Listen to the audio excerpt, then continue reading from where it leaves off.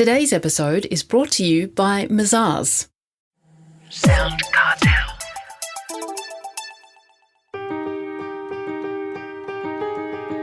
From SoundCartel, I'm Nicole Goodman, and this is Business Essentials Daily.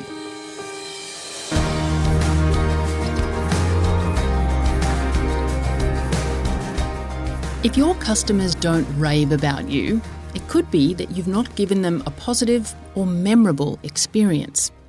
Most companies are largely all the same and provide pretty standard customer service.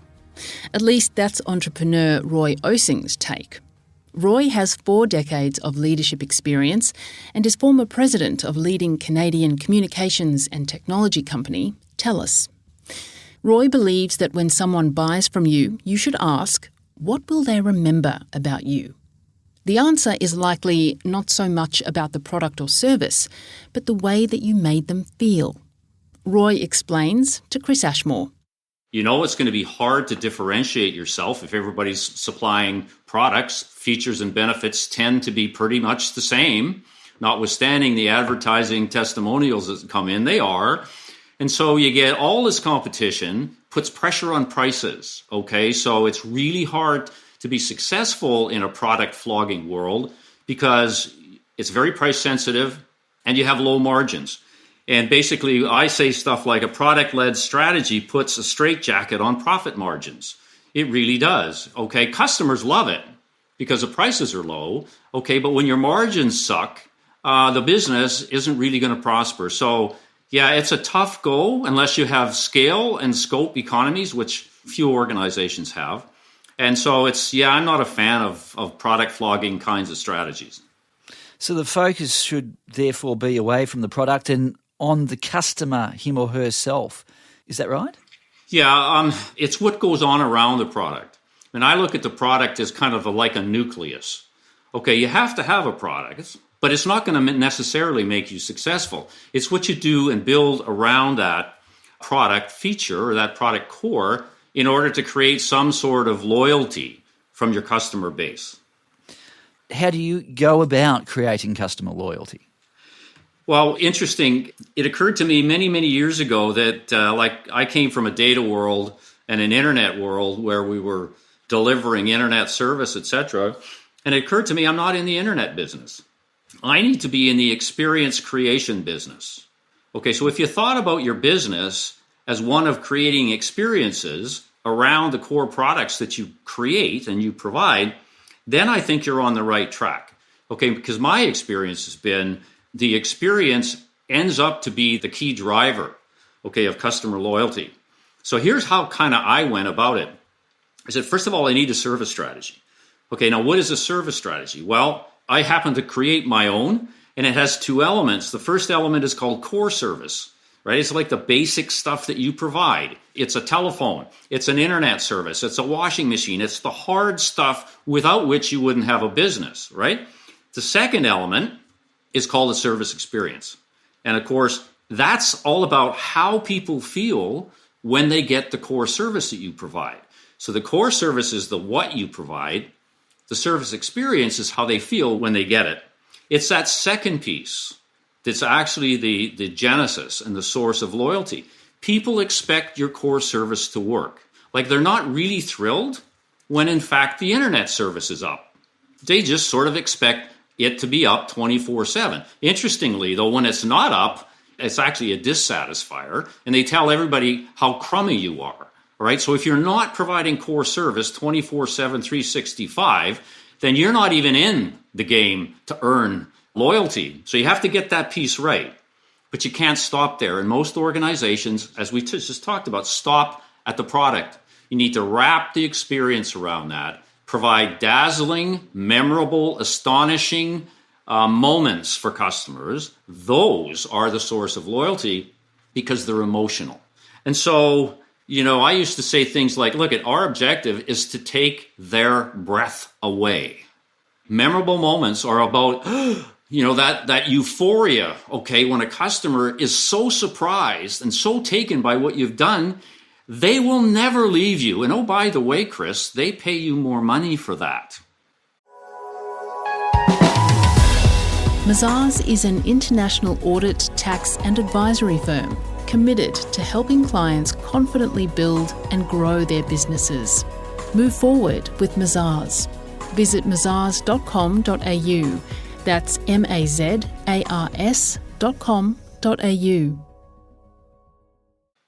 Well then, how do you create those dazzling, astonishing moments that take the customer's breath away, Roy? Yeah, I know. This is a tough one. And by the way, just so everybody knows, there is no silver bullet here. There is no formula here. Okay, there's no one-hit wonders here to do it. It's a long-term cultural change. And it starts with hiring humans that like humans. Because you can't deliver a memorable moment if you fundamentally have a disdain for Homo sapiens.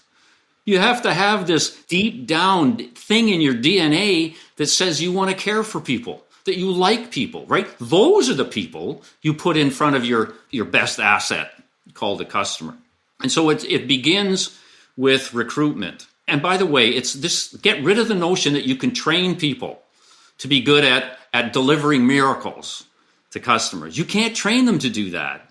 You can train them to smile. You can train them to follow the rules, but you can't train somebody to like another human being. So that recruitment piece is super important. The second piece is you need a serving culture. And it begins with attracting what I call serving leaders.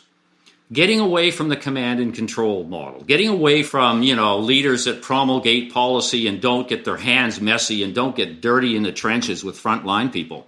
You need how can I help leaders, as part of the culture.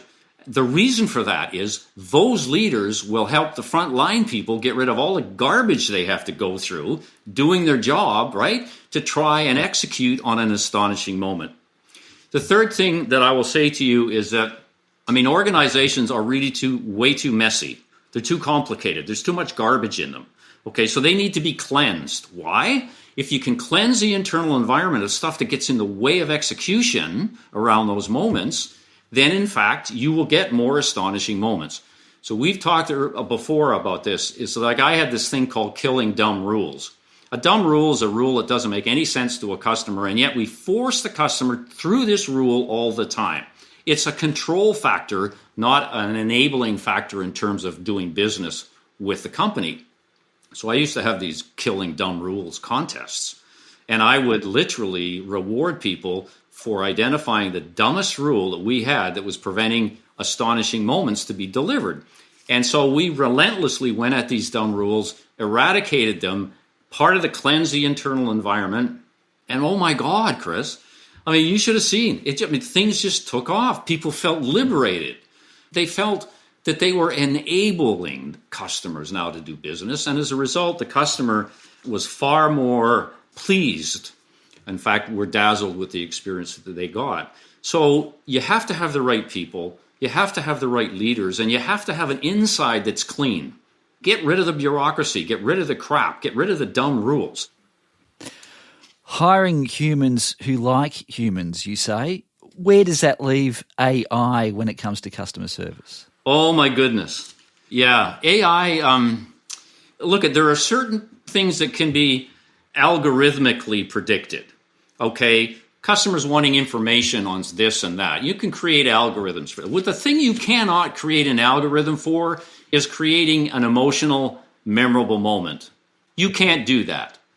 Software cannot do that. And I don't care what anybody says. You can't do it. Customers are unpredictable. How on earth is an algorithm in an AI world going to predict what Roy is going to say next? Look my wife has a hard enough time trying to figure that out. So nobody writing code is ever going to get Roy right. And I'm making fun of that. But the point is, AI may work in certain simple things, But to actually say AI is a way to improve customer service is intellectually dishonest. It can't. It has no emotion. It has no passion. It has no sensitivity. It has no caring. It has no prediction. All those things drive a memorable customer experience. Those things need to be enabled by people. Artificial intelligence, unfortunately, is being applied in a way to reduce cost. because it's eliminating the human element in the engagement process. So as soon as you get into that world, you know that AI is being driven to manage cost, not to create memorable moments. And so, yeah, I have some pretty major issues with it. You need to put a straitjacket on AI, target it, okay, in those simple little functions that humans don't have to be involved in. Okay, but you got to be really clear. Unfortunately today, Chris, I think AI has got way too much momentum. It's being given way too much importance. And I think service, quite frankly, is suffering as a result. That was entrepreneur Roy Osing.